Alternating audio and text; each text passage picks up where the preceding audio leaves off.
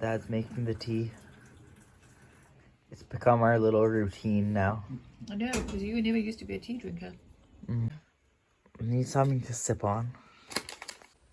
So that is the first day of our trip in the books. We have left our mooring buoy, our comfort, and we have gone just a couple islands over.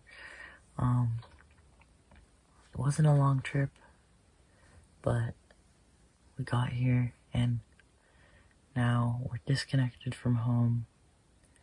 We have started, so see you next time. This is a sail blog now for a while. So, hope you like sailing.